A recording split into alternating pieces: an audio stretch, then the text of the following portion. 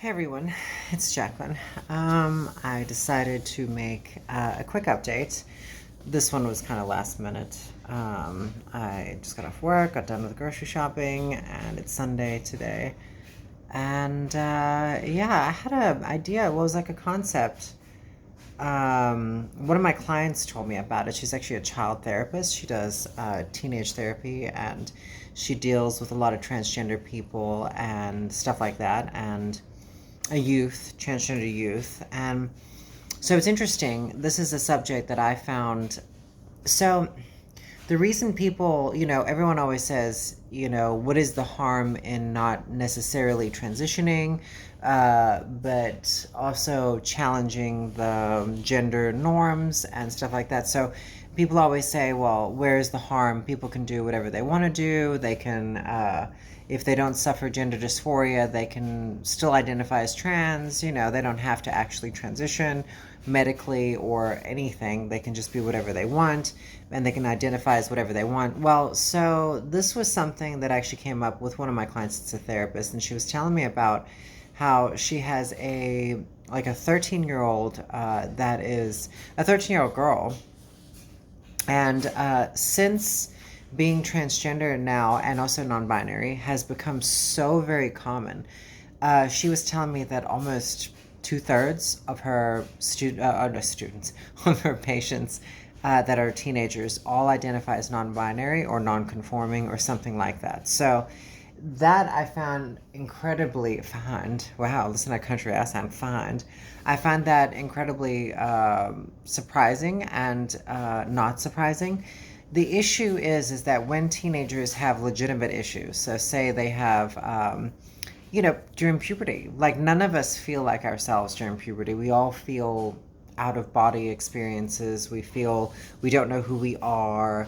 And so we have these experiences where we are trying to search for an answer. We're trying to find a reason to compartmentalize ourselves, and whether that compartment is being a woman or a man or a trans woman or a trans man or non-binary or non-conforming, they're all still compartments. They're all still things that we fit into to try and identify ourselves as something permanent. And I think the non-binary movement has really come along as a way of saying it's almost like it's kind of like atheism. It's almost like thinking if it wasn't for religion or Christianity or whatever, or whichever religion you choose, atheism wouldn't exist. So atheism relies on the existence of other religions for its own existence. So it's the same with non-binary. Non-binary would not have come into existence if it wasn't for the other uh, genders that are, or sexuality, like sexes as in male and female, and trans women and trans men. Non-binary wouldn't have come to exist if it wasn't for all these other things. So in a way, it relies on the binary to exist. It kind of cancels itself out. Um, so it's a way of, yeah. So anyway, back to my client who's a therapist. She was telling me that she has a number of patients that have other issues, and they are starting to think that they are non-binary, but they're not, or they're trans, or they are not, because all of their friends are non-binary now, and a lot of people are gender non-conforming, especially with growing up, so they get very confused. And then they think, well, all of my problems must be because I'm non-binary or because I'm transgender. So then they go down that path, and they start to, think about medically transitioning themselves because they want to compartmentalize. They want to put themselves into a compartment and in a box and seal it away. It's comforting to know exactly what you are and what you are not. And so she's found that there's actually a lot of child uh, trans people or trans youth that are not really trans, that are thinking that it might be the answer to their problems. And the issue with, and that's why I think that medically transitioning has kind of gone out of fashion.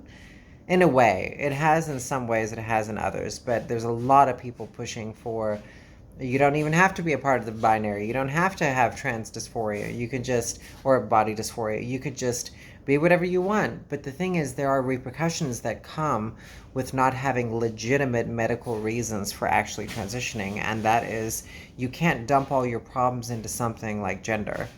Um, there's a lot of mental health issues. There's a lot of things that happen that come with all sorts of other things. Borderline personality disorder is a fascinating one. I have an ex-girlfriend that has it, and the more I looked into it, I was kind of shocked at how so many people I think I know that actually really struggle with. There's like 9 factors to borderline personality disorder, and it's different from bipolar. They're not the same thing. They're not even close. And so it's, and they're not split personality either. So there's a lot of things that we can, we almost want to self-diagnose ourselves with saying, oh, there has to be a system, is what I'm saying. There has to be someone suffering with something, and then a system that fixes that something, or at least attempts to ease the distress. And so if you're, non-binary or gender non-conforming, but you're not, is it really, is there a reason behind it, or is it just because you want to rebel against the binary? It's because you don't think the binary should exist, but non-binary exists, like I said earlier. Non-binary only exists because of the binary. If it wasn't for that, it wouldn't exist. So it's almost like people are trying to be expand their minds by not really expanding it. It's more of like an idea than it really is something real and authentic. Anyway, but again, I'm not against non-binary people. People can do whatever the hell they want. It's totally up to them. But it is an interesting thought, and it is something to think about, because being transgender or suffering gender dysphoria is not just a thing you just like. It's not. I don't think it is as common as people think it is. Like, there's a lot of trans people, yes, but I don't think there's. I mean, 2/3 of my clients' teen patients are all non-binary. 2/3. There's no way that there's this many people. So obviously, people are just identifying as things, and they're all over, and they're trying to, I don't know what they're trying to do, but they're trying really hard. And so, yeah, that's just a little food for thought. My personal life is going well. I think this thing with the girlfriend and the boyfriend, the little throuple situation, is starting to really evolve. The girl and I have started to bond, at least just a little bit, and I have to wait for this guy to get back in town, her boyfriend, and then I'm asking them both on a date. So, yeah, things seem to be going very well.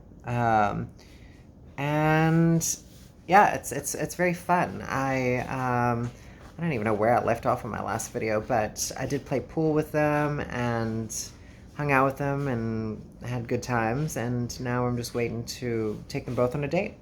Should be very interesting. My little throuple situation. Anyway, I'm actually going to continue on making dinner, and then I'm going to relax. I hope everyone's well, and leave me some thoughts in the comments on what you think about that subject with my client who's a therapist. All right, bye.